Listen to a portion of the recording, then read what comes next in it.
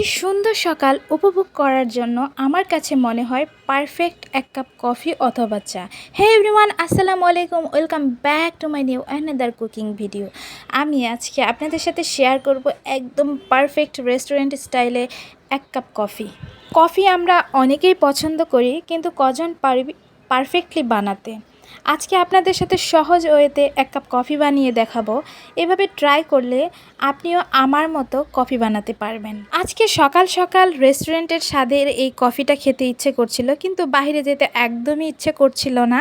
হঠাৎ একটা আপুর ভিডিও সামনে আসলো, ফেসবুক স্ক্রল করতে করতেই দেখলাম।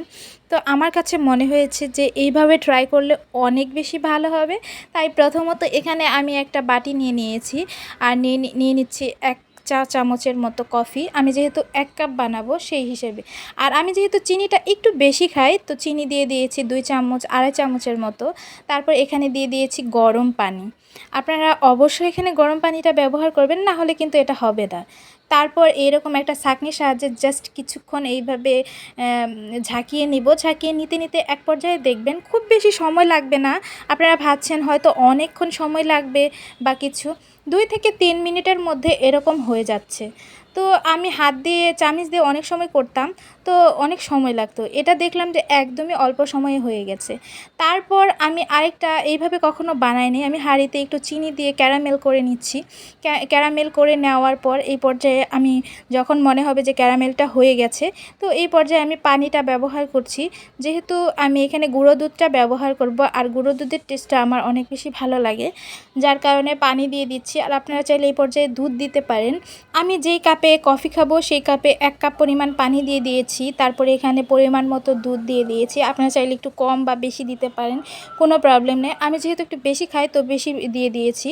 আর এখানে যেহেতু ক্যারামেল করে নিয়েছিলাম, যার কারণে একটু হলুদ হলুদ মানে চার কালারের মতো হয়ে গেছিলো। তো এই পর্যায়ে আমি নামিয়ে নেব, দুধটা হয়ে গেছে। তো কাপে এখন আমি যেই কফিটা বানিয়ে রেখেছিলাম ওখানে পুরোটা দিয়ে দিচ্ছি। দিয়ে দেওয়ার পর এখানে জাস্ট দুধটা দিয়ে দিব। যদিও আমি আপুটার মতো করে একদম বানিয়েছি, কিন্তু কফিটা বানানোর পর আমি একদমই হতবাক হয়ে গেছি।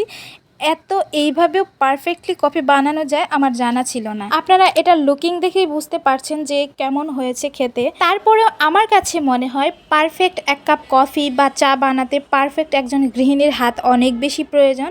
তো এটাই ছিল আমার কফির ফাইনাল লুক। এটা খেতে অসম্ভব ভালো ছিল। আপনারা বাসায় একবার ট্রাই করে দেখবেন, এটা বানানো খুবই ইজি।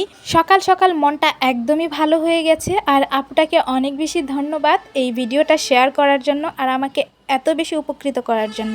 আল্লাহ হাফেজ।